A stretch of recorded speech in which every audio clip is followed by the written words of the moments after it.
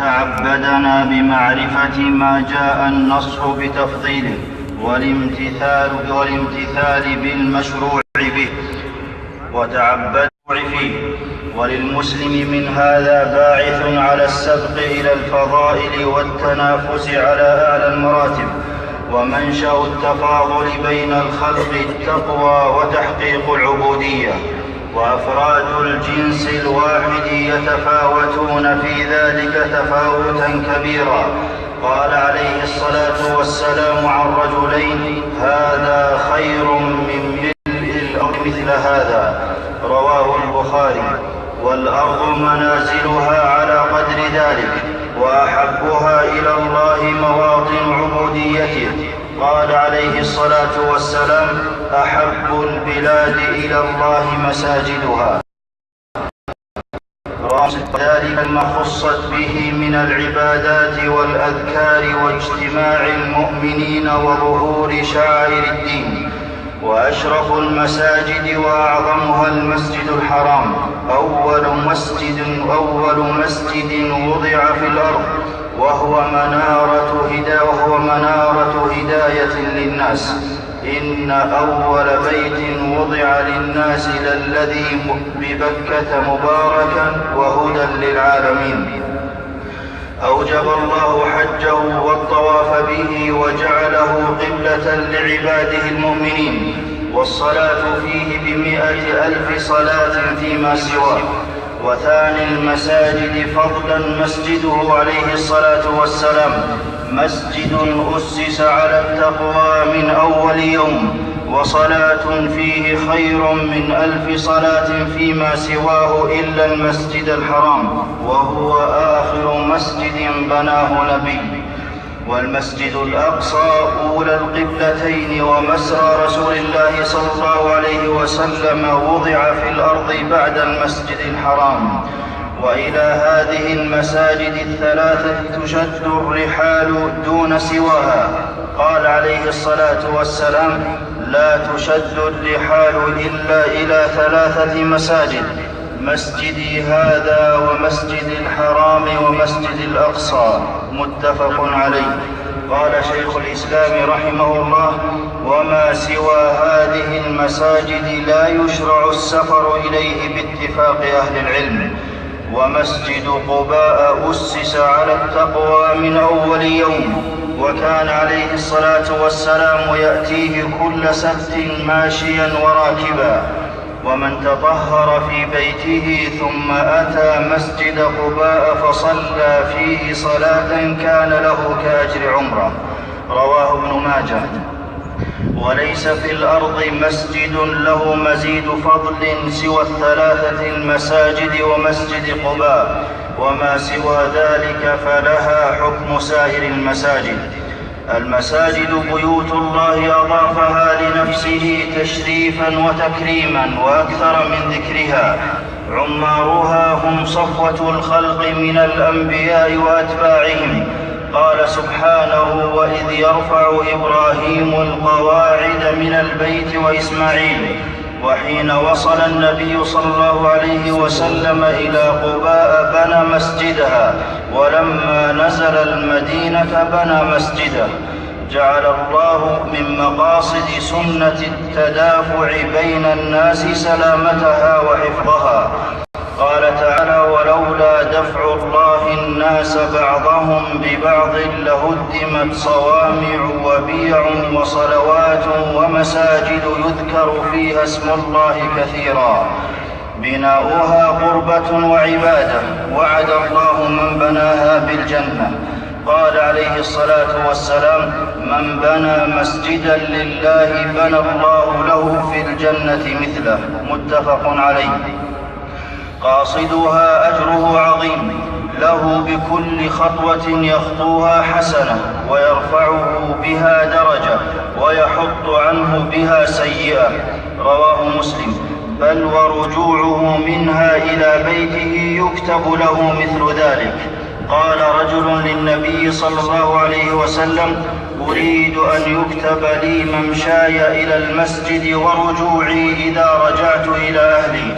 فقال عليه الصلاة والسلام: قد جمع الله لك ذلك كله. رواه مسلم.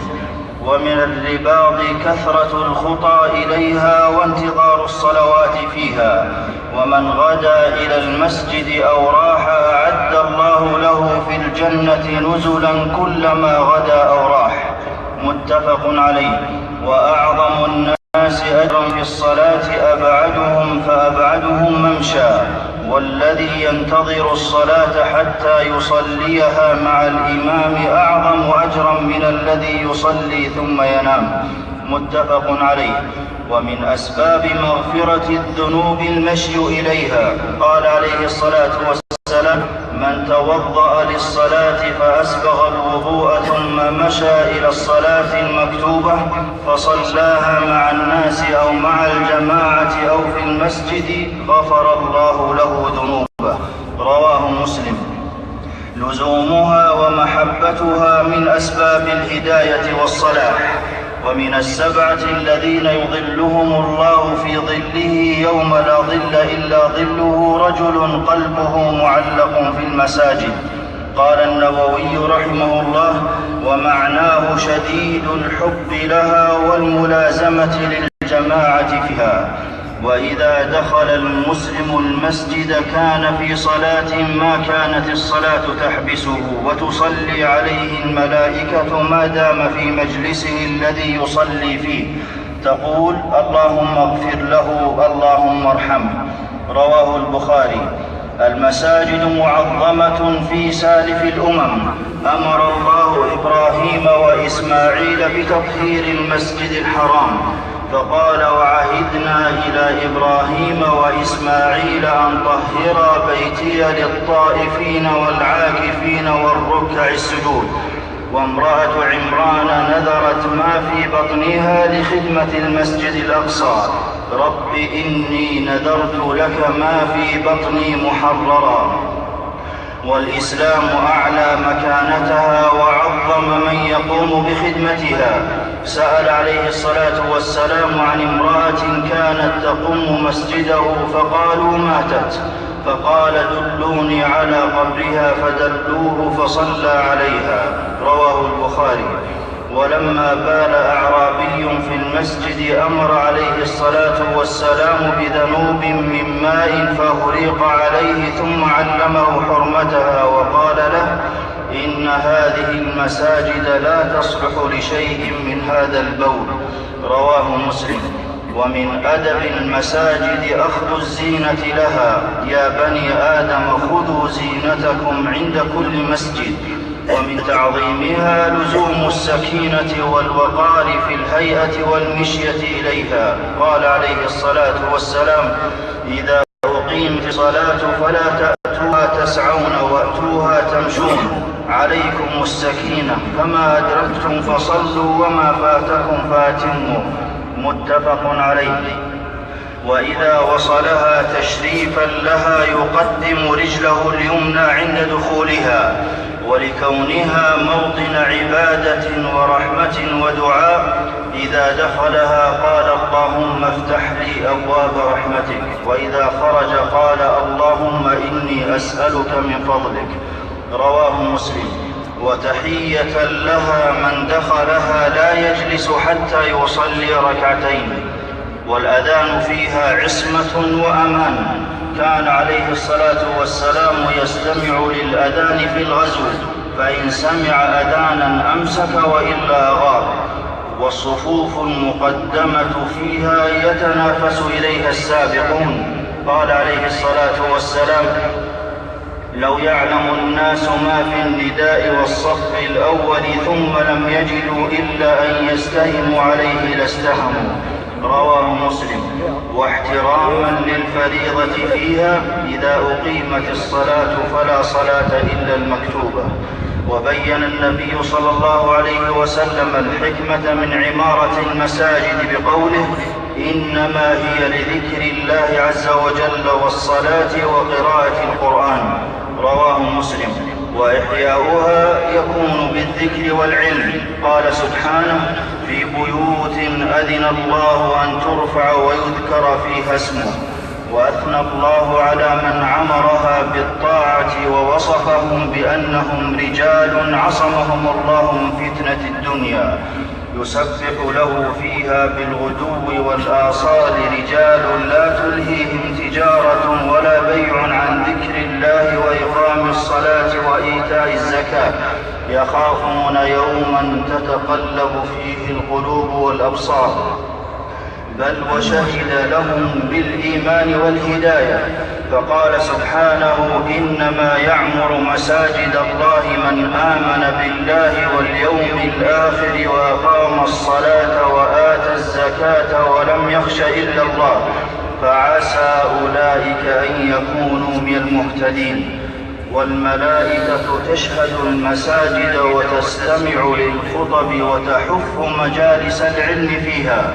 وما اجتمع قوم في بيت من بيوت الله يتلون كتاب الله ويتدارسونه بينهم إلا نزلت عليهم السكينة وغشيتهم الرحمة وحفتهم الملائكة وذكرهم الله في من عنده.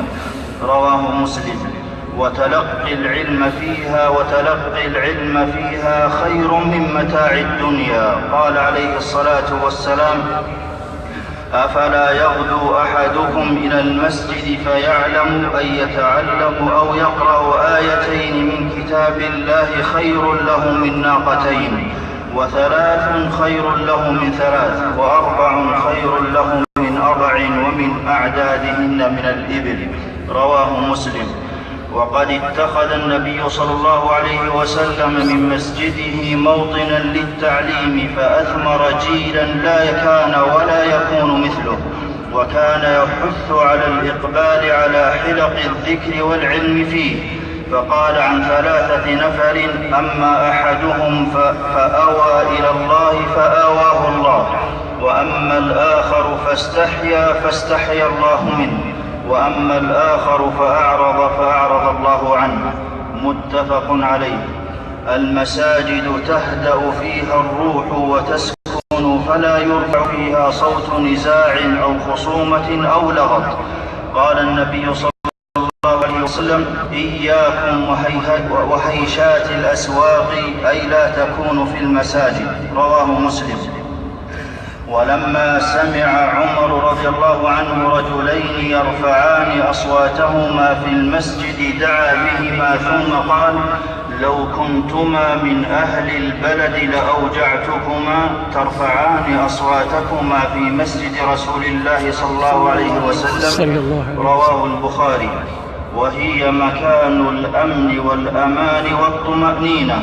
قال عليه الصلاة والسلام من مر في شيء من مساجدنا أو أسواقنا بنبل فليأخذ على نصالها لا يعقد بكفه مسلما. متفق عليه. وتعظيما لشأن المتعبد فيها لا يؤذى ولو باللمس. جاء رجل يتخطى رقاب الناس يوم الجمعة فقال له النبي صلى الله عليه وسلم اجلس فقد آذيت. رواه أبو داود.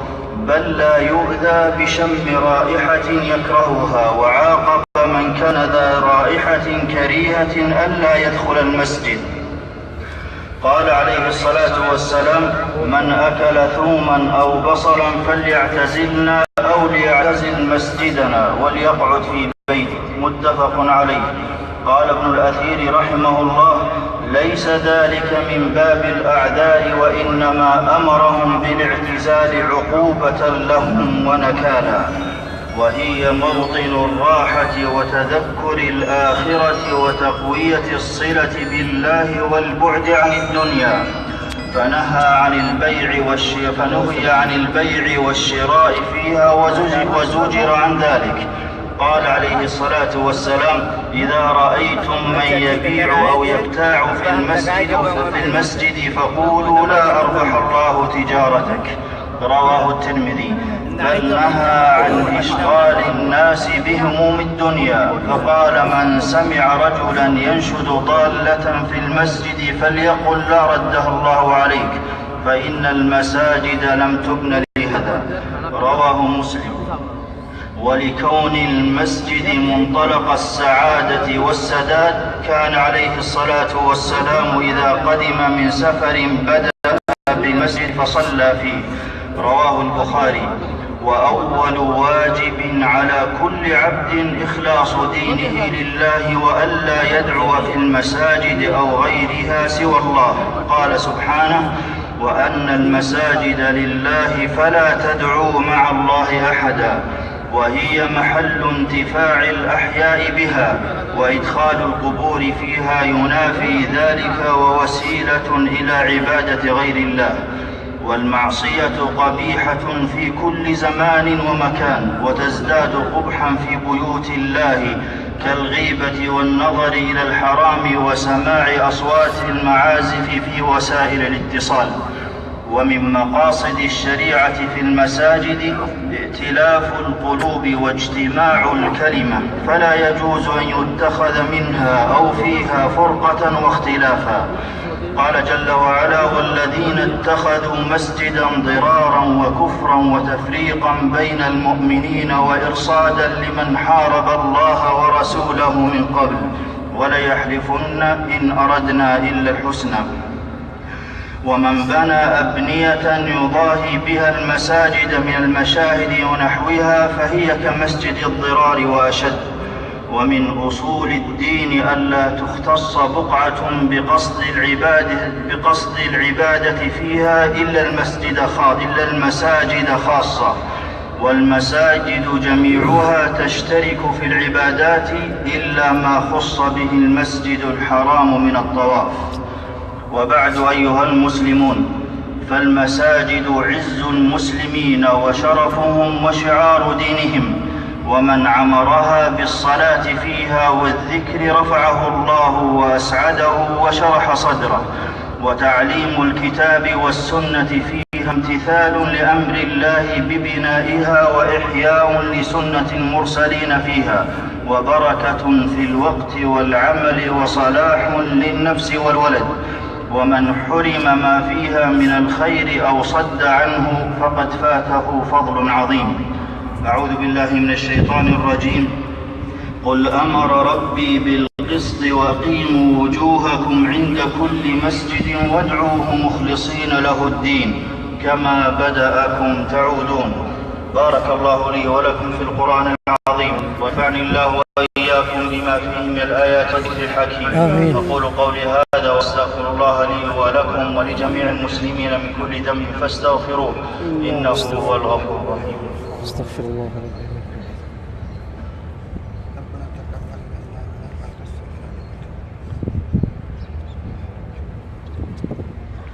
الحمد لله على إحسانه، والشكر له على توفيقه وامتنانه، وأشهد أن لا إله إلا الله وحده لا شريك له تعظيما لشانه، وأشهد أن نبينا محمدا عبده ورسوله صلى الله عليه وعلى آله وأصحابه وسلم تسليما مزيدا.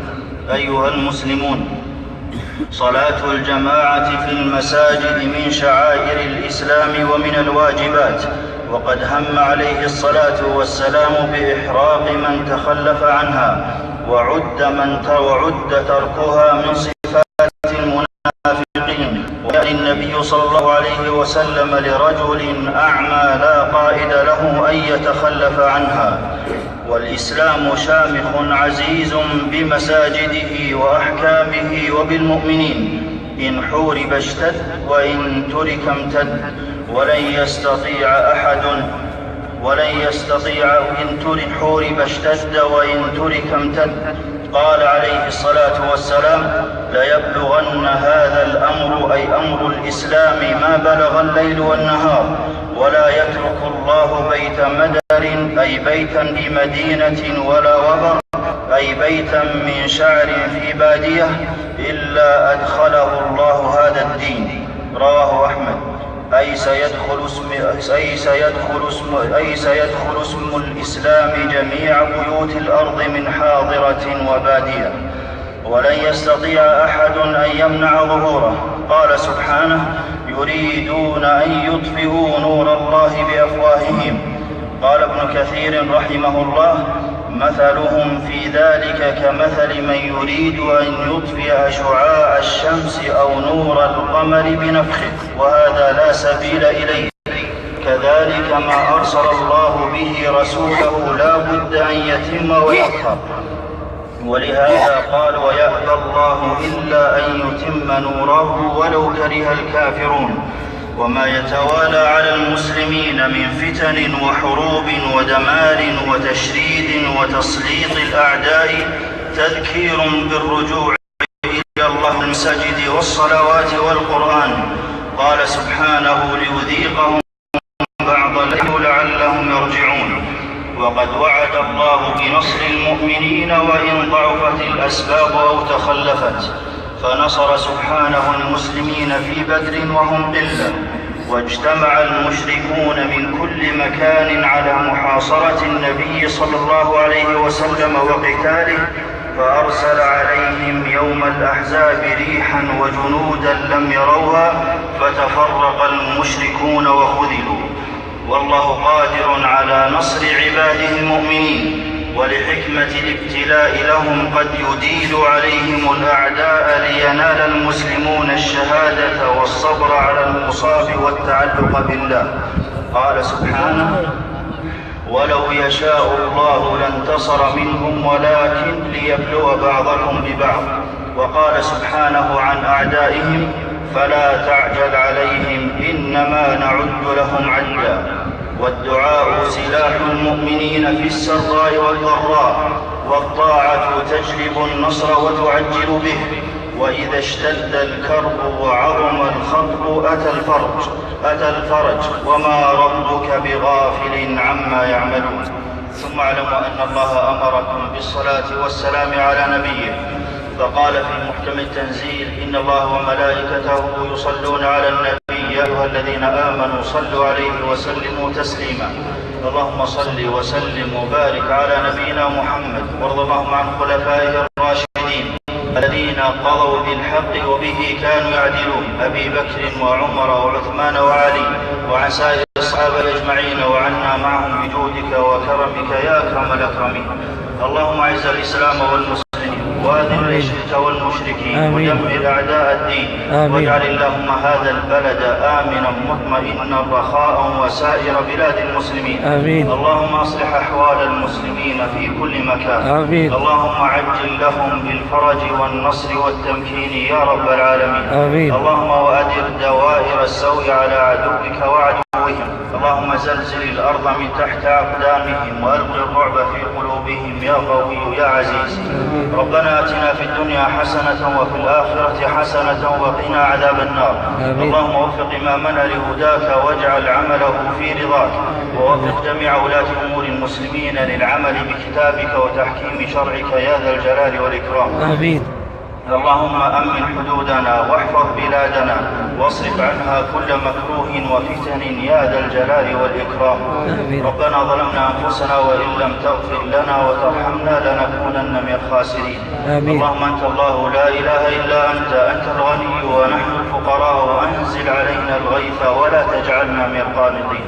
آمين. اللهم أغثنا، اللهم أغثنا. آمين. اللهم أغثنا. آمين. عباد الله، إن الله يأمر بالعدل والإحسان وإيتاء ذي القربى وينهى عن الفحشاء والمنكر والبغي يعظكم لعلكم تذكرون.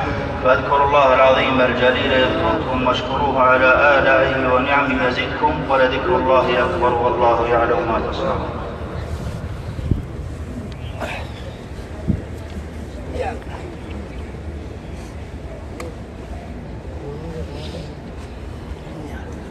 الله أكبر الله أكبر، أشهد أن لا إله إلا الله،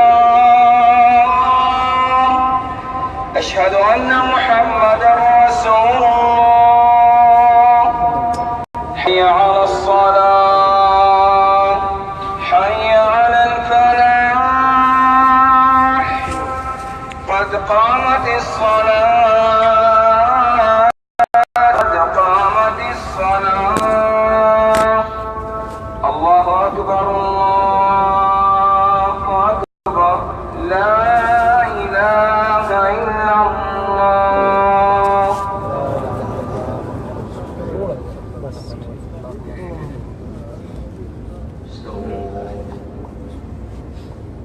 اعتدلوا استووا. الله أكبر. الله أكبر. الحمد لله رب العالمين الرحمن الرحيم مالك يوم الدين إياك نعبد وإياك نستعين اهدنا الصراط المستقيم صراط الذين أنعمت عليهم غير المغضوب عليهم ولا الضالين.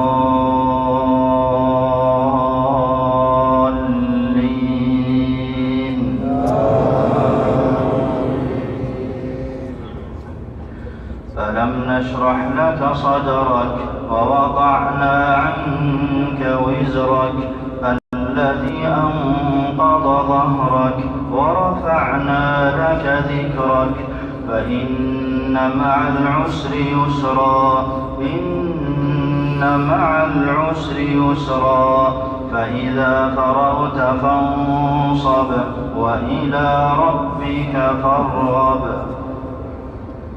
الله أكبر. الله أكبر.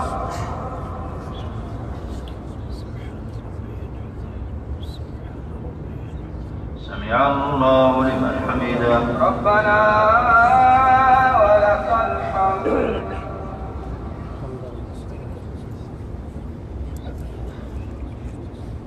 الله أكبر. الله أكبر. سبحان ربي الأعلى. سبحان ربي الأعلى. سبحان ربي الأعلى. الله أكبر. الله أكبر. الله أكبر. الله أكبر. سبحان ربي الأعلى. سبحان ربي الأعلى. سبحان ربي الأعلى. الله أكبر. الله أكبر. الحمد لله رب العالمين الرحمن الرحيم مالك يوم الدين إياك نعبد وإياك نستعين اهدنا الصراط المستقيم صراط الذين أنعمت عليهم غير المغضوب عليهم ولا الضالين.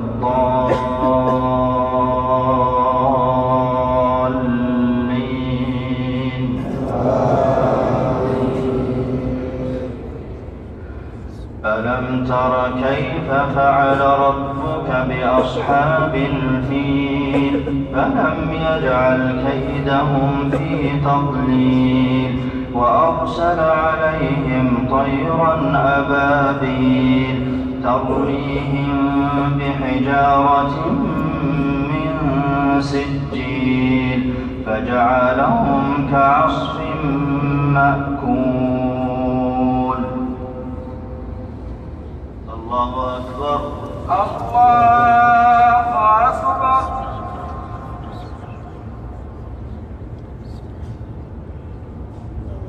سمع الله لمن حمده. ربنا ولك الحمد.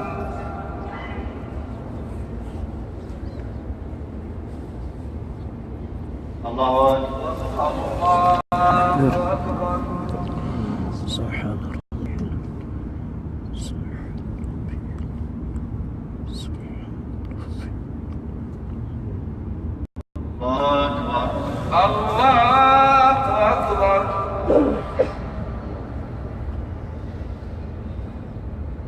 الله أكبر. الله أكبر. سبحان ربي. سبحان ربي. الله أكبر. الله أكبر.